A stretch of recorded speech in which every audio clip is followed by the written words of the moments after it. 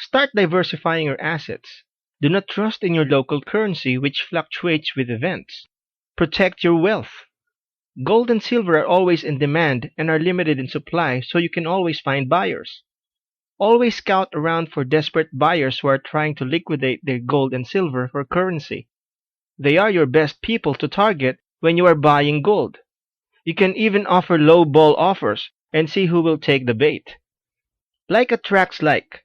So the more wealth you store away, the more you are likely to attract. Besides, keeping it as precious metals is a form of saving.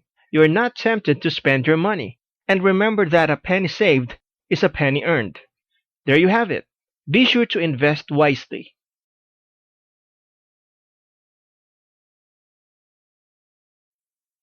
A trader's mindset is very important. Psychology is infinitely more important than how much you have to invest. A trader with little money but strong psychology is infinitely better than a trader with a weak mind and lots of money. Why is that?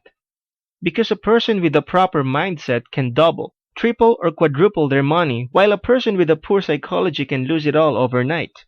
The key is to be detached with your money. It is better to trade with money that you can spare rather than money you depend on, life or death money. Can you hold a trade? What happens when the price takes a plunge? Do you understand that gold and silver trading is like buying a house?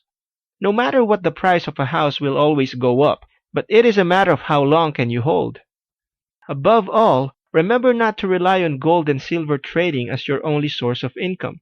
Most people, when they put all their eggs in one basket, make bad decisions because it represents all or most of their wealth. When you have income coming in from diverse locations, or even other commodities you are trading with, you will make better decisions. Knowing when to exit is critical as well. If you feel that you have earned enough, it's better to cut the trade and invest it in another commodity. Likewise, it is okay to cut your losses and invest elsewhere. Next, we will look at why you should invest in gold and silver now.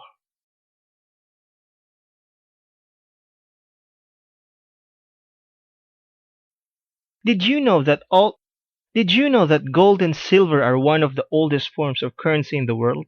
These two metals have been traded around the world for thousands of years. Printed money doesn't even come close to the value of gold and silver.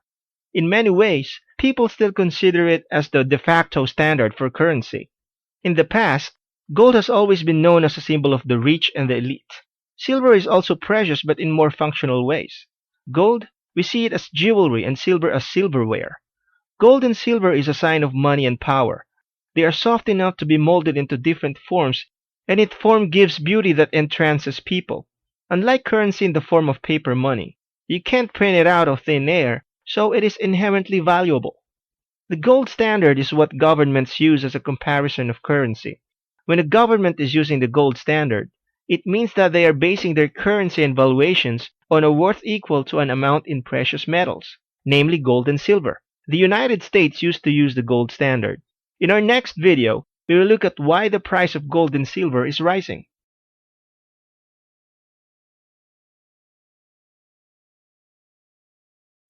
Am I looking for a quick cash, or am I in this for the long haul?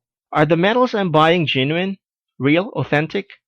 Are you buying at a low or at high? Are you buying paper metals or real bullion? Have I diversified my portfolios enough? Don't put all your investments in one basket. In our next video, we will look at the psychology for any precious metal trade.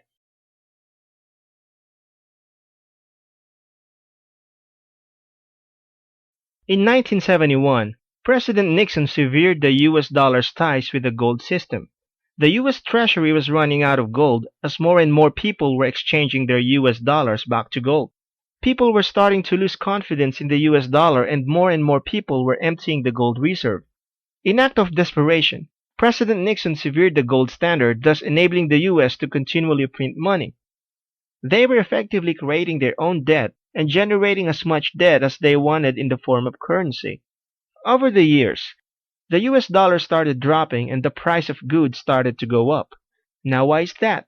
It is because the US dollar is continually losing its value to the point that, compared to 40 years ago, the US dollar is only worth a fraction of what it used to be. Because currency starts to lose its value, especially with the whole world's currencies, hedged against the US dollar, the price of gold and silver starts rising at an astronomical rate. The demand for gold and silver starts increasing, and the increased demand for it spikes up the price even more. In our next video, we will look at the advantages and disadvantages of investing in gold and silver.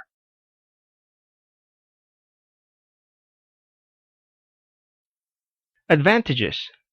Preserve your wealth. Anyone can trade gold for any other currency if anything happens to a country's currency.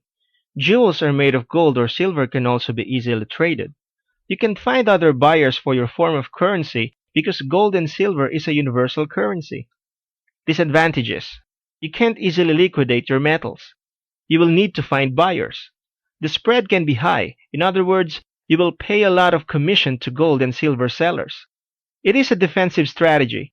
Even if you gain money through gold, your currency devalues. You do not earn interest from the bank. Next, we will look at 5 questions to ask yourself before making any investment.